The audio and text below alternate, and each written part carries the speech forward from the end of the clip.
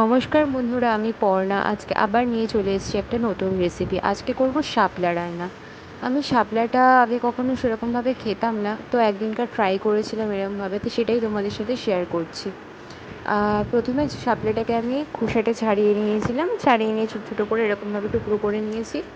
ওরা ঠিক লতি যেরকমভাবে কাটে সেরকমভাবে। তারপর জলের মধ্যে একটু নুন ফেলে ওটাকে ভালোভাবে সেদ্ধ করে জলটা ঝরিয়ে নিয়েছি, কেননা এখন বর্ষাকালে কিন্তু এইসব শাক পাতার মধ্যে কিন্তু অনেক রকমের বিষাক্ত কিছু থাকতে পারে, তাই একটু ভাপিয়ে ফেলে নিয়েছি। তারপর কড়াইতে একটুখানি সর্ষের তেল দিয়ে তাতে কালো জিরে ফোড়ন দিলাম, তারপর পেঁয়াজ, শুকনো লঙ্কা ফোড়ন দিয়ে পেঁয়াজ ফোড়ন দিয়ে পেঁয়াজটা একটু হালকা ভাজা ভাজা হলে তার মধ্যে দিয়ে দেবো একদম অল্প একটুখানি টমেটো।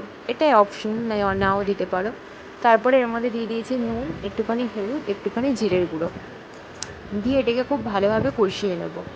তারপরে ভাপিয়ে রাখা শাপলাগুলোকে দিয়ে এটাকে আমি কষাতে থাকবো, কেননা শাপলা থেকে একটুখানি হালকা মতন জল বেরোয়, যতক্ষণ যাতে জলটা টেনে যায় ততক্ষণের মধ্যে আমি করে নেবো একটা মশলা। যেহেতু এটা একটা খুব পরিচিত রান্না মা দিদিমাদের, তাই আমি শিলের মধ্যে আজকে মশলাটা করব। শিলের বাটা মশলা একটু টেস্টটা অন্যরকম হয়। তা যাই হোক, আমি নিয়ে নিয়েছিলাম 1 চামচ সাদা সর্ষে, একদম অল্প একটুখানি কালো সর্ষে, একটুখানি পোস্ত আর একটা শুকনো লঙ্কা দিয়ে খুব ভালোভাবে শিলে এটাকে মিহি করে পেস্ট করে নিয়েছি। কী সুন্দর মিহি পেস্ট হয়েছে দেখো। এবার সেই পেস্টটাকে আমি কষিয়ে নেওয়া শাপলার মধ্যে দিয়ে খুব ভালোভাবে নাড়াচাড়া করব। এরপরে পরিমাণ মতন একটুখানি হালকা নুন দিয়ে নেবো, ঠিক যতটুকু দরকার।